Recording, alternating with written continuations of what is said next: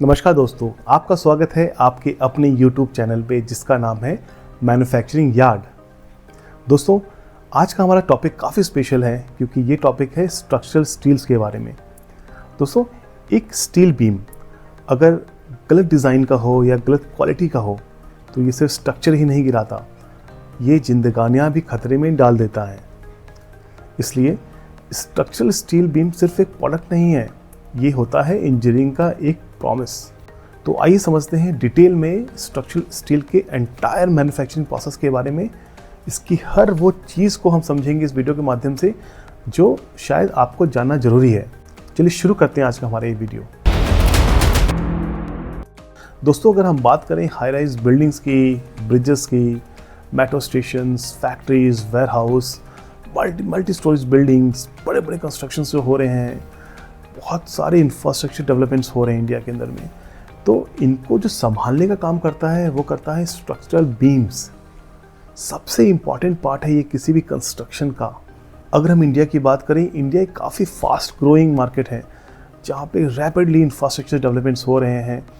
Steel beam एक backbone की तरह काम करती है जो लोड, वाइब्रेशंस, अर्थक्वेक और टाइम, ये सब कुछ झेलती है।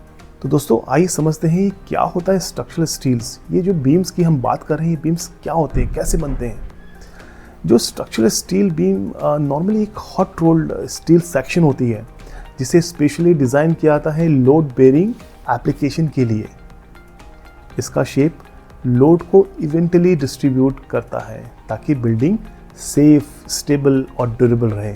दोस्तों, अगर हम स्टील बीम्स और स्ट्रक्चर स्टील्स के टाइप की बात करें तो इसके बहुत सारे इनके अलग अलग टाइप होते हैं। जैसे हम बात करें, एक टाइप होता है आई बीम, जिसको पहले ISMB बीम के नाम से भी जाना जाता था। ये नॉर्मली मीडियम लोड स्ट्रक्चर्स के लिए काफ़ी यूज़फुल होता है।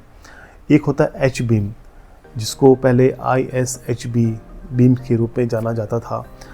ये नॉर्मली हैवी लोड कॉलम्स के रूप में यूज़ होता है कंस्ट्रक्शंस के अंदर में। एक होता है यूनिवर्सल बीम, जो नॉर्मली ब्रिजेस, इंडस्ट्रियल शेड्स के अंदर में काफ़ी वाइडली यूज़ किया जाता है। एक होता है वाइड फ्लैंज बीम्स, ये सिस्मिक रजिस्टर्ड स्ट्रक्चर्स में इसका यूज़ होता है। जो भी स्टेट है जहाँ पे बहुत सारी सिस्मिक एक्टिविटीज़ होती हैं, जहाँ पे भूकंप का काफ़ी ज़्यादा रिस्क होता है, वहाँ के स्ट्रक्चर्स में नॉर्मली इस टाइप के स्ट्रक्चर बीम्स का यूज़ होता है।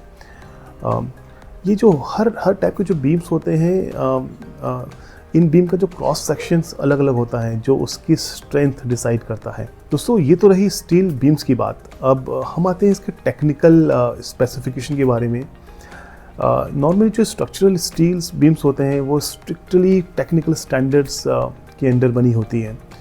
जैसे हम कॉमन अगर हम स्पेसिफिकेशन की बात करें, हम इसके लेंथ की अगर बात करें तो इसकी लेंथ नॉर्मली 6 मीटर की भी होती है, 9 मीटर की भी होती है, 12 मीटर की भी होती है। और अगर हम नॉर्मली कई साइट्स में इसको कस्टमाइज़ भी किया जाता है, उसके हिसाब से भी ये बीम्स को बनाया जाता है। अगर हम इसके वेट की बात करें, ये इसका जो वेट होता है वो 10 kg पर मीटर भी होता है और नॉर्मली 150 प्लस किलोग्राम पर मीटर भी होता है। ये डिपेंड करता है कि स्ट्रक्चर का लेंथ क्या है और किस पर्पस, किस एप्लीकेशन के लिए उसको यूज़ किया जा रहा है। इसकी अगर हम यील्ड स्ट्रेंथ की बात करें तो ये नॉर्मली 250 से 350 MPa की होती है। टेंसाइल स्ट्रेंथ, जो कि काफ़ी इंपॉर्टेंट पार्ट है स्टील के अंदर में, ये होता है 410 से 540 MPa होती है। इलोंगेशन की अगर हम बात करें तो इलोंगेशन ये इट इज़ हार्डली 20 to 25%। और ये डिफरेंट ग्रेड्स में भी आता है। नॉर्मली अगर हम इंडिया की बात करें तो इंडिया में ये इसका जो ग्रेड होता है वो होता है IS 2062, E250, E350, ये सारे ग्रेड्स इंडिया में चलते हैं। IS 808 ये डायमेंशनल स्टैंडर्ड्स होते हैं। ASTM A36, A572 export quality के एक्सपोर्ट के अंदर में इसका यूज़ होता है इस ग्रेड के स्टील्स का।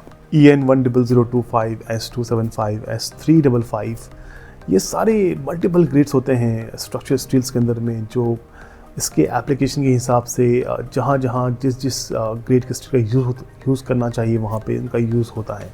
दोस्तों ये तो थी टेक्निकल स्पेसिफिकेशन के बारे में पूरी जानकारी।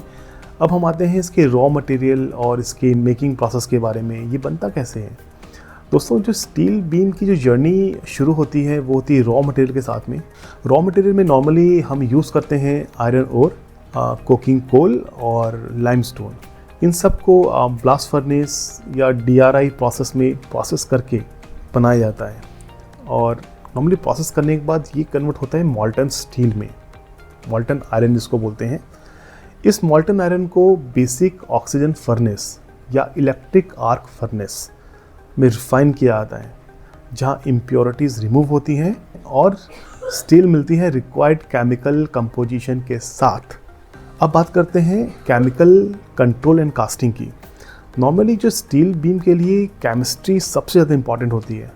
इसमें हम कार्बन, मैग्नीज और सिलिकॉन को एग्जैक्ट प्रोपोर्शन में ऐड किया जाता है ताकि स्टील ब्राइटल भी ना हो और वीक भी ना हो।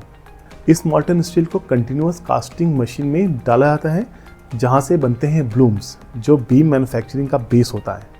ब्लूम्स बनने के बाद जो अगला प्रोसेस होता है वो होता है रीहीटिंग और हॉट रोलिंग का। ब्लूम्स को सबसे पहले रीहीटिंग फर्नेस में 1200 डिग्री सेल्सियस तक हीट किया जाता है।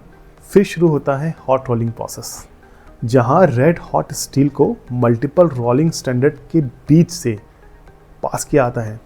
हर पास के साथ स्टील अपनी फाइनल शेप के करीब आती है और धीरे धीरे बनते हैं आई बीम या एच बीम। यही स्टील को मिलती है इसकी रियल स्ट्रेंथ। इसके बाद का जो प्रोसेस होता है वो होता है cutting, strengthening and cooling. Rolling, normally rolling के बाद बीम्स को एग्जैक्ट लेंथ में कट किया जाता है। एग्जैक्ट लेंथ में कट किया जाता है। स्ट्रेटनिंग मशीन इंश्योर करती है कि बीम बिल्कुल स्ट्रेट हो, क्योंकि कंस्ट्रक्शन में मिलीमीटर्स भी मैटर करता है। कूलिंग बेड पर कंट्रोल्ड कूलिंग स्टील की ड्यूरेबिलिटी लॉक कर देती है।